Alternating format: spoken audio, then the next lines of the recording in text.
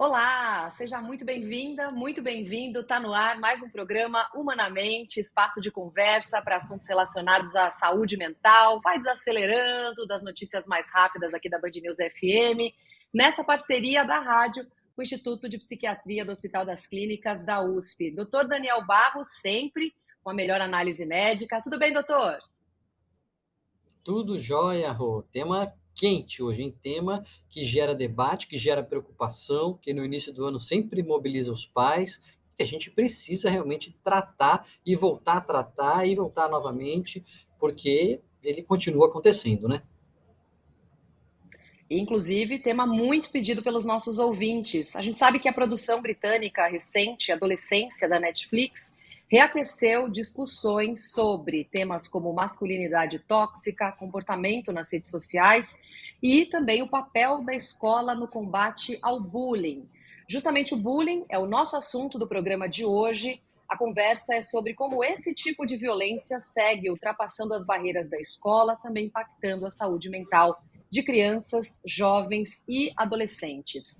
A gente tem uma arte preparada aqui pela nossa sala digital, mostrando primeiro como, claro, as buscas dos pais, dos responsáveis, aumentam em relação a bullying na internet nos meses letivos. Então, a gente fez uma comparação para tentar captar o interesse médio por mês desde o ano de 2020, que cresce quando o ano letivo, quando as crianças vão para a escola a partir de fevereiro e seguem em alta até o mês de novembro, com queda justamente nos meses de férias, aí em julho, em janeiro e também em dezembro. A gente vai seguir nessa conversa hoje com a nossa convidada especial, a especialista Cristiana Roca, ela que é psicóloga, neuropsicóloga, trabalha no Serviço de Psicologia e Neuropsicologia do Hospital das Clínicas da USP, do Instituto de Psiquiatria do Hospital das Clínicas da USP, vai contar um pouquinho melhor para a gente sobre o trabalho, também as relações com o bullying. Tudo bem, Cristiana? Bem-vinda aqui ao Humanamente. Tudo bem? Obrigada pelo convite. Enfim, é um assunto bastante polêmico. Pois é, e a primeira polêmica que eu queria já abordar com você, Cris, que ela surge sempre quando a gente fala sobre o bullying, sobre esse tema, é aquela a primeira reação que, sobretudo, pessoas mais da nossa geração têm, mas antigamente não se falava de bullying, e bullying, na minha época, não tinha esse nome, todo mundo zoava com todo mundo, não tinha problema nenhum. É, a gente sabe que não é bem assim, né? As pessoas zoavam e já tinha problema, mas também não é qualquer brincadeira que é bullying. Então, acho que seria legal começar dando uma definição do que é bullying de fato e o que não é bullying. Tá.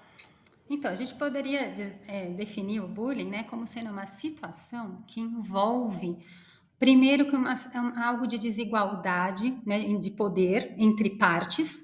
Então, é uma situação que envolve ameaças, intimidações, hostilidade verbal, e que, em geral, ela acontece de uma forma repetida.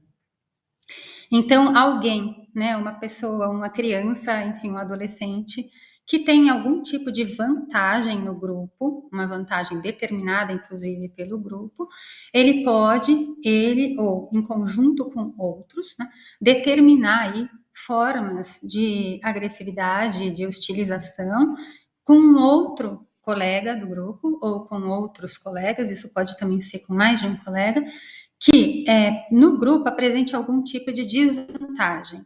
Então, o que seriam as desvantagens? Algo para a gente marcar. Então, geralmente, crianças que têm alguma característica relacionada à vulnerabilidade.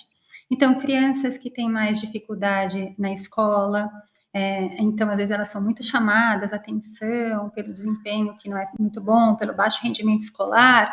A criança que apresenta algum tipo de característica que aquele grupo não valoriza.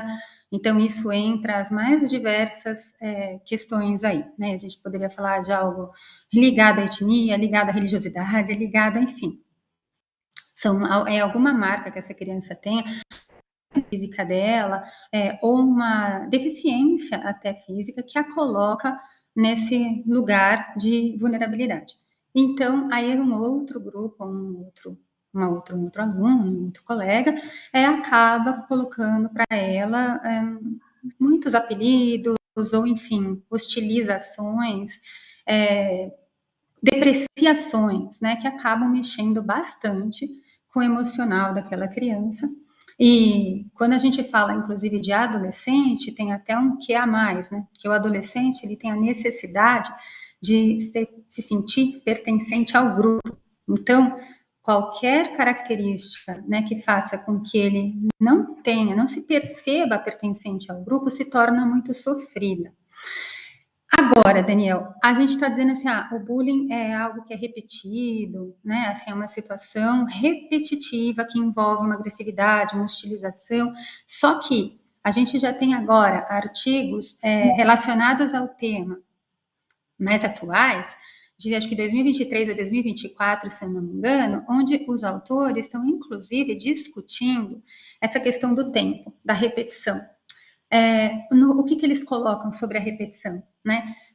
A repetição, ela é algo que está envolvida nessa definição do bullying. Só que o que eles levantam como algo para a gente refletir é que, às vezes, você não precisa de tantas repetições para que alguém se sinta muito atacado ou se sinta muito afrontado emocionalmente, inclusive, né, pelo que está acontecendo.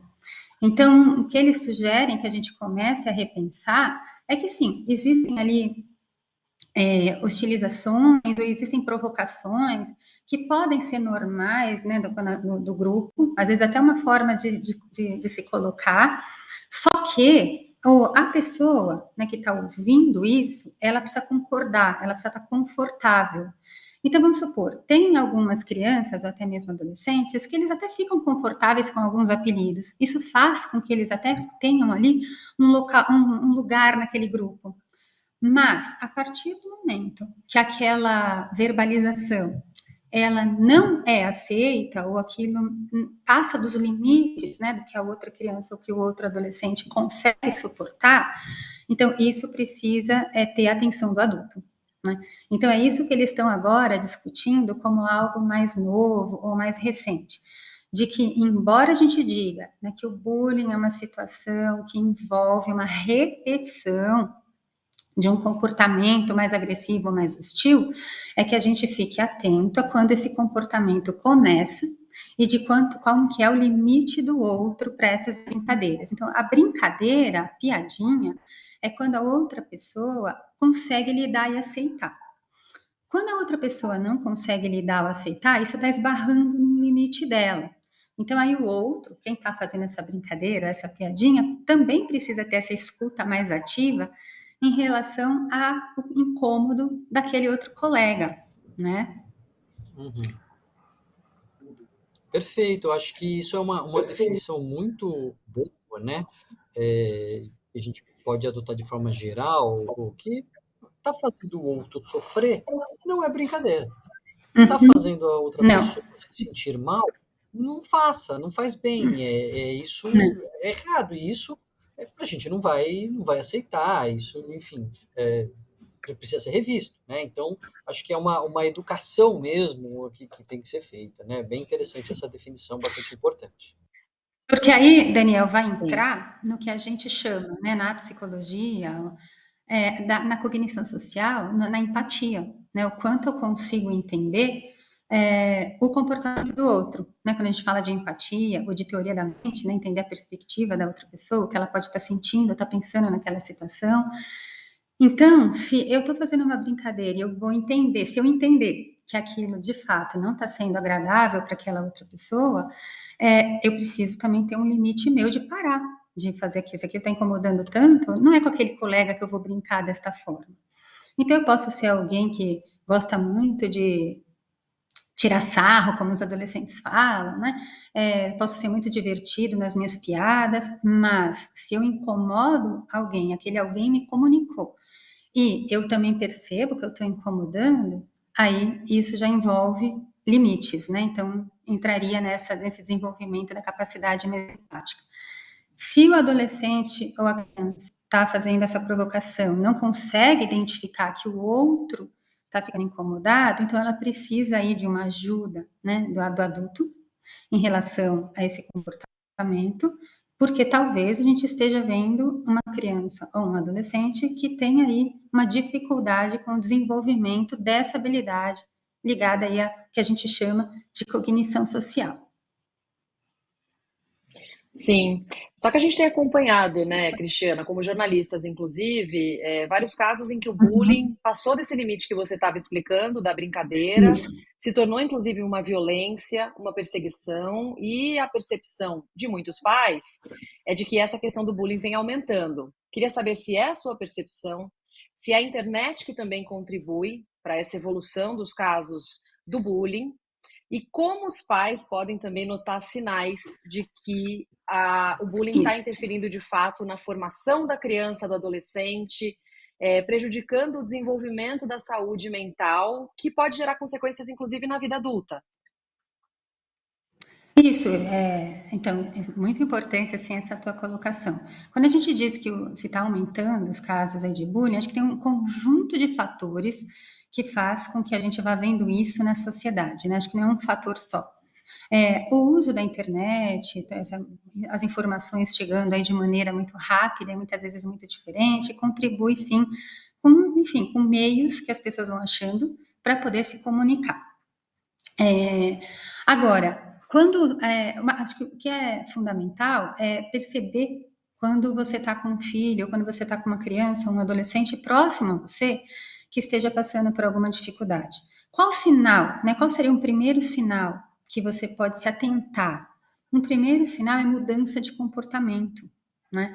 Então, o que acontece? Aquela criança que muitas vezes ela está sendo a vítima do bullying, e acho que depois a gente pode falar um pouquinho dessa composição do bullying, né? Que a gente está falando, e acho que falar dessa composição vai ser importante. Mas a criança que está sendo vítima do bullying, ou seja, ela está sendo alvo de alguém, de um adolescente ou uma criança ou outros ali que estão ali atentando, né, contra ela de alguma forma, ela pode se tornar mais apática. É uma criança que pode, inclusive, mostrar diferenças no padrão de sono dela, rejeição de ir para a escola ou medo de ir para a escola, começar a se isolar um pouco mais. Muitas vezes, além do sono, você pode ver também a diminuição, né, ou o aumento por ansiedade, ou enfim, isso vai mostrar uma mudança no padrão alimentar.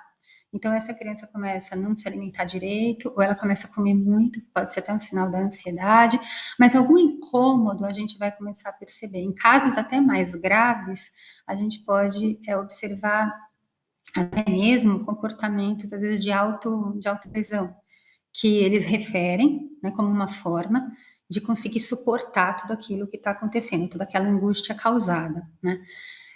O que é importante nesse caso é que se a gente deixa, né, uma condição que mobiliza demais uma criança ou um adolescente perpetuar, aí isso pode favorecer a abertura a um quadro psiquiátrico, né? Então aí a gente pode ter não só um incômodo emocional ou algo mais ligado a uma dificuldade, né, de lidar com uma situação ou com as emoções, isso pode evoluir para algo mais grave.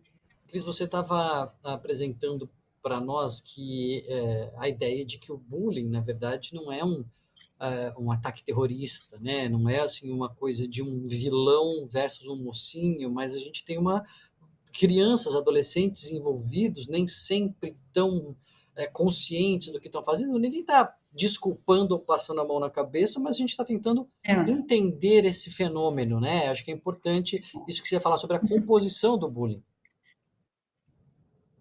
Isso, assim, claro que a gente sabe que já tiveram aí ocorrências, né, muito agressivas em relação a um adolescente que fez algo aí que sai, né, nas notícias, enfim, e que esse adolescente mencionava o quanto ele tinha um histórico, né, ligado aí à desvantagem escolar e muitas vezes a desrespeito em relação aos colegas, e que isso gerou nesse adolescente, enfim, um problema, né, emocional tamanho que faz com que ele tome, né, uma atitude aí, ou ele tenha comportamentos que aí ficam muito prejudiciais a todos, né, e muito mais a ele. Mas o que eu queria só dizer é que, assim, claro que a gente sabe que nós já tivemos aí problemas muito sérios, então que na série adolescência tá vendo isso, né?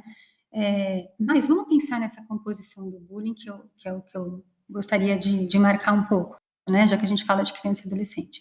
Assim, quando a gente fala de bullying, você está falando que existe ali, vamos pegar um agressor, né? Alguém que é muito violento, seja nos atos ou nas palavras, sabe muito bem ali usar apelidos, ou sabe muito bem usar adjetivos para colocar naquela outra criança, apontando desvantagens que ela tem, certo? Então, esse é um personagem, vamos chamar assim, do bullying. Geralmente, esse adolescente, essa criança que assume esse comportamento mais agressivo, ele também consegue, às vezes, liderar o grupo. Porém, às vezes a gente não tem só esse tipo de agressor, né?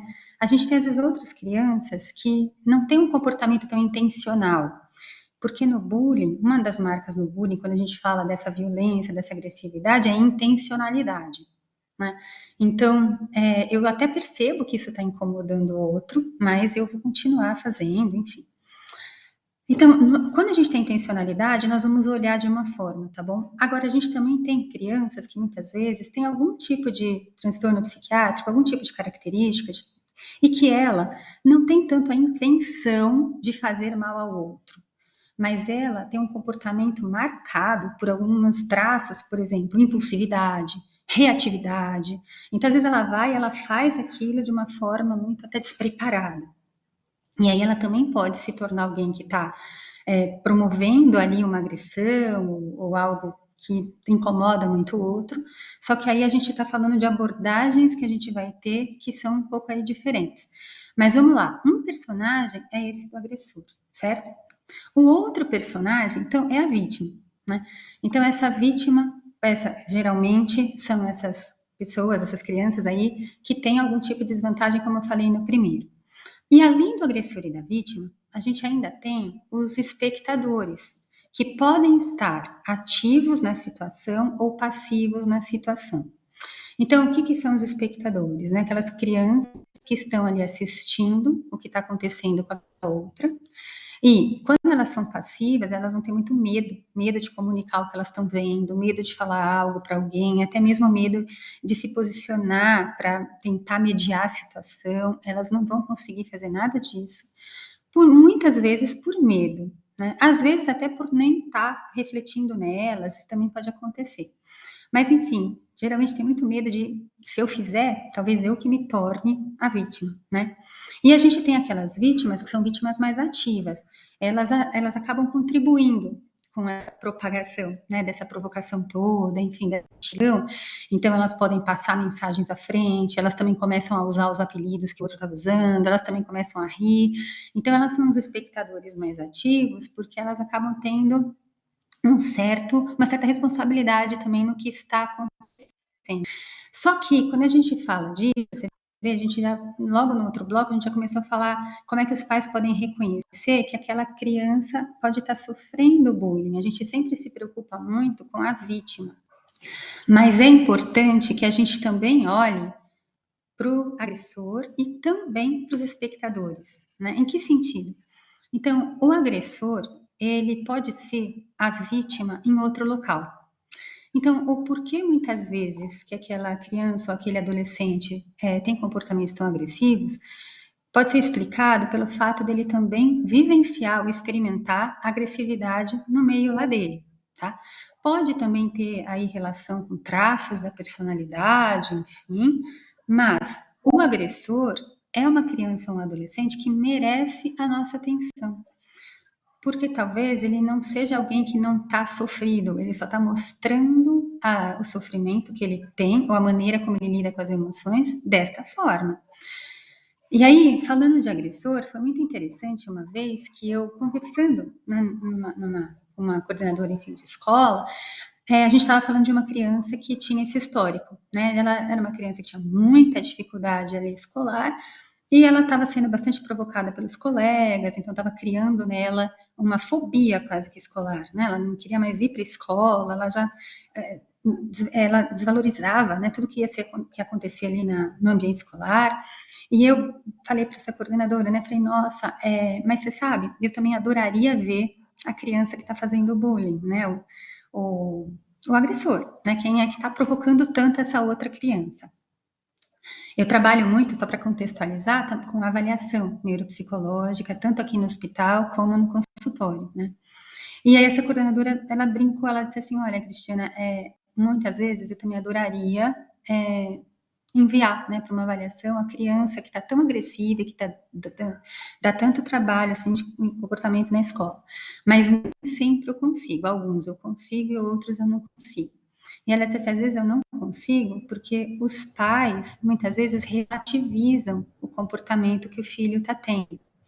Então, acho que esse é também um sinal, né, para que nós adultos possamos pensar um pouquinho. Quantas vezes a gente relativiza o que a criança, que o nosso filho, enfim, está fazendo, né? Porque a gente também talvez pense daquela forma, ou diga que é importante que ele também se defenda, ou diga que, por exemplo, mas o outra criança deveria também saber se defender, né? Que aí é um outro ponto que depois a gente fala vítima. Então, essa criança que se mostra agressiva ou hostil, se ela for essa agressividade que tem aí um outro componente, né, ela pode ter aí um outro tipo, um transtorno de neurodesenvolvimento, enfim, claro que exige aí um olhar cuidadoso, né, toda um ajuste, né, seja da família ou da escola, para que ela possa se desenvolver da melhor forma possível. Agora, Porque é Cris, possível, né? E quando a gente... Oi, desculpa. só dá uns respiros para a gente conseguir fazer as perguntas, senão fica uma palestra e fica um bloco inteiro você falando e a gente não faz um diálogo, né? Desculpa, eu não Não, sabia o sem quanto que eu problema. tinha. Sim, não, por isso que eu tô falando. Porque deixa eu perguntar um negócio. Então, eu vou aproveitar essa quebra aqui e vou colocar uma pergunta. Uhum. Isso não significa, e acho que isso é importante dizer, quando a gente fala de transtornos mentais, sempre fica um risco de a gente colocar na conta, né, dos transtornos mentais, coisa que às vezes não é. Então, como assim, a vítima que sofre bullying, ela tem mais risco de adoecer, mas não necessariamente vai adoecer, sobretudo se a gente intervir, a gente tratar, a gente, né, prestar atenção, enfim. A criança Isso. faz o bullying, ela também não necessariamente tem um transtorno mental. Provavelmente, se ela intencionalmente está fazendo aquilo, tem alguns traços ali de personalidade que precisam ser trabalhados, mas não necessariamente a gente vai dizer que ela tem um transtorno mental, certo? Isso que eu tô falando não é nada assim, nossa, vamos colocar tudo agora em bloco, né? Não. O que eu tô dizendo é assim, a gente precisa olhar para essa criança que faz agressividade, entender o porquê, o que faz com que ela se comporte dessa forma. Quando você falou, vamos tomar cuidado quando a gente fala de transtorno mental, concordo plenamente, né? Isso não significa que qualquer criança que possa ter um transtorno de neurodesenvolvimento vai mostrar agressividade, nada disso. Não é isso. Mas às vezes tem alguns quadros que a marca deles é ter um comportamento um pouco mais impulsivo, é falar sem pensar, e aí isso pode gerar algum tipo de problema, tá? Mas não quer dizer que todo mundo aí vai. Por isso que nós olhar para essas crianças e para esses adolescentes com cuidado para a gente poder ver onde é que a gente vai entrar, né? Com que tipo de intervenção, ou enfim, com que tipo de cuidado, né? A vítima não significa que a vítima vá sempre adoecer, né? Mas tem crianças e adolescentes que podem ter aí uma propensão aí maior a desenvolver alguma coisa, algum tipo de quadro que seja, que exija aí uma intervenção mais específica. Mas o que a gente observa é que qualquer criança que esteja sendo exposta a uma situação agressiva repetida, ela vai acabando vai se mobilizar emocionalmente. Pode ser, né, ela pode, aí tem o quanto ela vai aguentar, né? Pode ser que uma aguente menos, uma aguente mais. Agora, ao falar da vítima, a gente também precisa pensar nesse desenvolvimento das habilidades socioemocionais das crianças, porque, por exemplo, colocar limite no outro, né, do quanto a gente aguenta ou não, ou do que a gente permite ou não, é importante, mas não é fácil. Essa comunicação assertiva, sem nada violenta, ela não é algo simples. né? Então, da mesma forma, né, que a gente vai olhar para esse agressor, ou que a gente vai olhar para a vítima no sentido da vítima estar sofrendo, passando por muitas dificuldades, vem aí também uma preocupação de que a gente possa fortalecer também, né, essas pessoas que estão em desenvolvimento. E, ao falar também dos espectadores, isso também entra, né, nessa discussão das habilidades socioemocionais, que a gente fala do sentir medo, então, às vezes até participar, porque assim eu fico de fora da agressão, eu faço parte, né, ou fazer parte para se sentir de fato pertencente. No começo, né, quando vocês falaram da responsabilidade que nós adultos temos, seja essa responsabilidade como pais ou como a escola, né, os professores e coordenadores, isso envolve, acho que essa responsabilidade envolve o como nós adultos podemos ajudar as nossas crianças a estimular, desenvolver, desculpa, como é que a gente vai ajudar a desenvolver essas habilidades que são as habilidades socioemocionais ligadas aí à empatia, a essa assertividade, a compreensão do outro, né? A saber de fato, não ter só uma empatia cognitiva, né, no sentido de eu entender o que o outro está sentindo, mas também entrar Uhum. naquelas outras etapas, né, da empatia, como a empatia, a preocupação empática, né, na hora que eu de verdade consigo ressoar, né, o que eu percebo que o outro pode estar ali sentindo. Então, Uhum. dentre o que a literatura vai mostrando para a gente é que, assim, o trabalho, quando a gente quer trabalhar com adolescentes e crianças, né, nesse sentido mais do comportamento, é uma parceria entre a escola e os pais, né? Não dá para não ter essa parceria. Temos dados aqui que trazem para a gente que a violência escolar no Brasil aumentou e muito nos últimos 10 anos. Dados, inclusive, do Ministério da Saúde, da Pesquisa Nacional de Saúde Escolar, elaborada pelo IBGE, o Atlas da Violência de 2024, indicando que houve um crescimento na proporção de estudantes que reportaram sofrer bullying. Para a gente ter uma ideia, em 2009, o percentual de alunos de escolas brasileiras que relataram ter sido vítimas desse tipo de agressão era de 30,9%, número que agora subiu para 40,5% na última pesquisa em 2019. A gente volta para essa conversa com a Cristiana Roca, especialista, psicóloga, neuropsicóloga, e a gente também vai com mais dados levantados aqui pela nossa sala digital. A gente grava sempre o programa Humanamente na sala digital da Band, que monitora os assuntos do Humanamente, como, de que forma eles têm sido muito buscados também nos últimos anos. A gente tem mais algumas telas para mostrar para quem está no YouTube, eu conto para quem está no rádio, que as pessoas foram à internet para entender mais sobre bullying, também cyberbullying, o papel da internet aí em toda essa questão da violência. E aí é claro que as perguntas mais buscadas, o que é, se é crime, como combater, os tipos também. Temos uma segunda tela que mostra ainda outras questões também relacionando bullying com cyberbullying, as consequências, como evitar, identificar, os sinais também da ocorrência do cyberbullying. A gente já tratou um pouquinho sobre essa questão com a Cristiana. E ainda numa terceira tela, aqui para a gente mostrar um pouco das buscas pela nossa sala digital, as pessoas ainda tentando entender melhor o que é o bullying na escola, o bullying social, verbal, psicológico e até o bullying físico, né, doutor Daniel?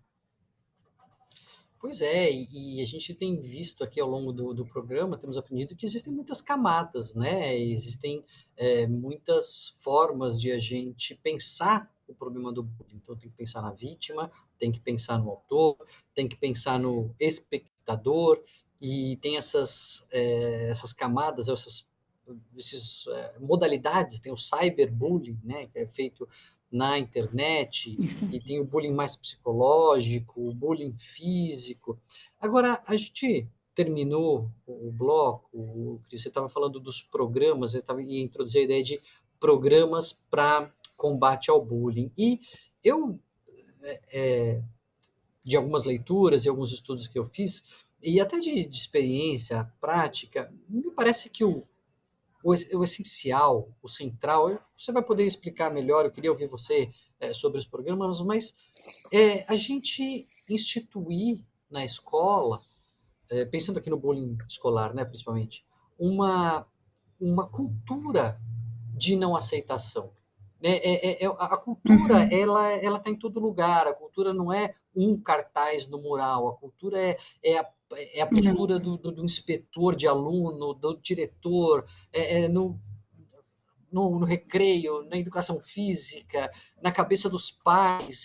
A cultura, ela passa tudo e ela tem que ser impregnada com esta mensagem de que se faz o outro sofrer, não é diversão. Se faz o outro sofrer, não Certo. é engraçado. Não é? Então eu queria Uhum. entender um pouco como é que as campanhas e os programas tentam instituir essas culturas. Então, acho que a grande mensagem é essa: se faz o outro sofrer, não é brincadeira, né? Se está fazendo o outro sofrer, não é engraçado. E agora, se me faz sofrer, eu também preciso comunicar, né? Mas para eu poder comunicar, eu preciso sentir que existe uma escuta. Então, acho que o primeiro ponto, né, nesses programas, se você vai falar das escolas, é que exista uma escuta ativa, né, no sentido de que eu não vou minimizar problemas, não vou invalidar, eu vou escutar o que aquela pessoa está sentindo, o que aquela criança, aquele adolescente está falando, e aí vamos ver como é que a gente maneja isso. Se por acaso é algo de muito exagero da parte dele, ou se é algo que ele realmente está muito intolerante, mas enfim, a primeira porta é dessa escuta. Se vocês forem, não querendo dar spoiler da série para quem não assistiu, mas assim, vai ser necessário comentar, tem momentos ali da série que a gente vê muito isso. Então, vamos supor, quando mostra cenas da escola, né, o quanto que estão acontecendo ali situações com os adolescentes, inclusive com o filho daquele policial, e aí, às vezes, a gente passa por cima, o adulto passa por tá, volta, vai fazer, né? E aí, aquela pessoa que está se sentindo ali mal, ela não tem mesmo como ir lá e comunicar ou conversar sobre isso, né?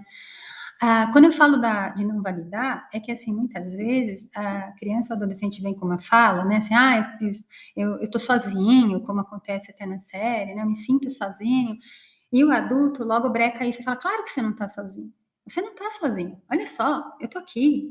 Então a gente não escuta o que que é esse sozinho, o que que ele quer dizer com aquilo, ou eu estou me sentindo X, né, assim, enfim, 3 pontinhos, ali ele vai completar da forma como ele quiser. A gente precisa escutar. Então, às vezes, a gente não escuta o adolescente, não escuta a criança, para que a gente possa, então, entender de fato o que está acontecendo com ela. Então, a escuta ativa.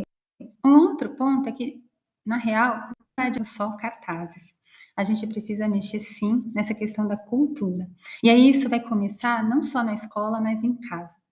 Então, os pais, ou quem cuida daquela criança, seja avós, enfim, quem mais fica perto dela, são modelos para aquela criança. Então, não adianta eu dizer para a criança, puxa, né, seja desta forma, né, ou não fale mal daquele seu amiguinho, ou não faça um comentário sobre aquele coleguinha no sentido do que ela está fazendo, ali que ela está apontando, às vezes, alguma falha, ou está apontando alguma característica. Se eu, como adulto, faço isso e ela escuta, então, se eu, como adulto, não mostro que eu tenho um respeito, ou que eu tenho ali, que eu sei lidar com a diversidade, né, e que eu acredito que as pessoas possam sim ser diferentes e que cada um vai pensar de uma forma, e eu tenho que ver como é que eu me coloco naquilo. Se não é esta a imagem, né, que eu passo para aquela criança, ela não vai construir isso nela. Então, aí não é mesmo um cartaz que vai fazer isso, isso vai ficar no verbal e não vai formar o valor, né? A questão do que a gente está falando é a formação dos valores, não é? Por que, que uma criança que vai tão mal na escola, os outros precisam tirar tanto sarro, vamos dizer assim, né? Ou precisam debochar, ou ela precisa ser engraçada porque ela está indo mal e a maioria não foi mal. Então, a maneira como eu vou agir diante desta situação envolve aí valores, não é? Então, você tem aquele outro adolescente que se preocupa com aquele amigo que foi mal e até quer ajudar.